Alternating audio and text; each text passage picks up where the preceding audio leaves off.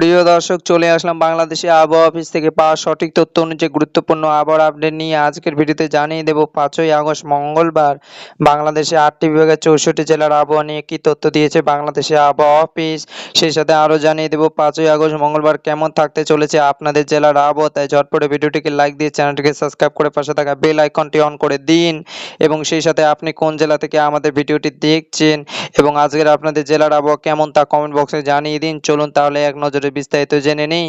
প্রথমে জানিয়ে দিচ্ছি ময়মনসিংহ বিভাগ। দর্শক, এই মাত্র বাংলাদেশে আবহাওয়া অফিস থেকে জানিয়েছে ময়মনসিংহ বিভাগের ময়মনসিংহ, জামালপুর, শেরপুর ও নেত্রকোনা আশেপাশের অঞ্চলগুলোতে 5ই আগস্ট মঙ্গলবার সন্ধ্যা 6টার পর থেকে পরবর্তী 24 ঘন্টার ভেতরে অস্থায়ীভাবে দমকা হাওয়া সহ বজ্রসহ বৃষ্টি হতে পারে, বিশেষ করে বিকেল ও সন্ধ্যার দিকে, এবং সেই সাথে কোথাও কোথাও ভারী থেকে অতি ভারী বর্ষণের সম্ভাবনা রয়েছে।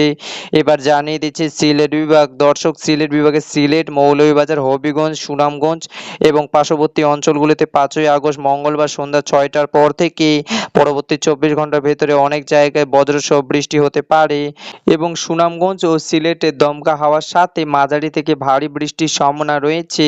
এবার জানিয়ে দেব ঢাকা বিভাগ। প্রিয় দর্শক, ঢাকা বিভাগের ঢাকা, নারায়ণগঞ্জ, গাজীপুর, কিশোরগঞ্জ, টাঙ্গাইল, মানিকগঞ্জ, মুন্সিগঞ্জ, নরসিংদী এবং আশেপাশে অঞ্চলে বেশ কিছু জায়গায় হালকা থেকে মাঝারি ধরনের বৃষ্টি হতে পারে এবং ঢাকায় কিছু কিছু অংশে বজ্রসহ বৃষ্টির সম্ভাবনা রয়েছে, তবে কোনো দমকা হওয়ার প্রবণতা তুলনামূলকভাবে অনেকটাই কম। প্রিয় দর্শক, চলুন এবার জেনে নিই 5ই আগস্ট মঙ্গলবার চট্টগ্রাম বিভাগের আবহাওয়ার আপডেটে কী তথ্য দিয়েছে বাংলাদেশে আবহাওয়া অফিস।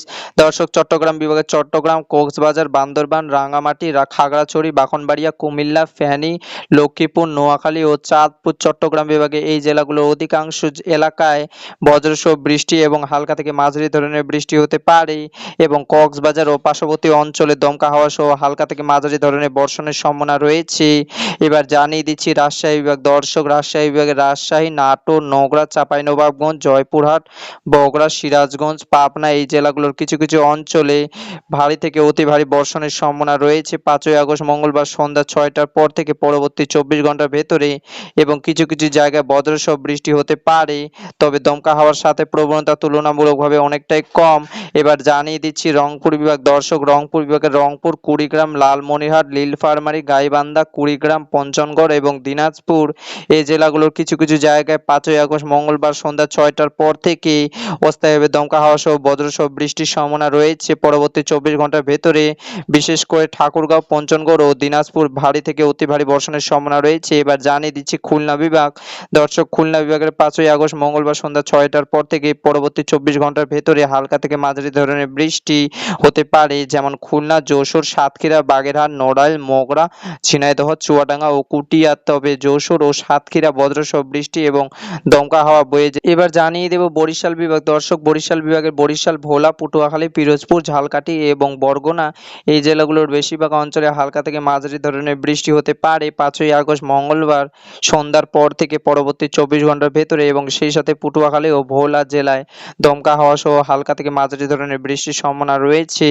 প্রিয় দর্শক, সর্বশেষে জানিয়ে দিচ্ছি বাংলাদেশের তাপমাত্রা।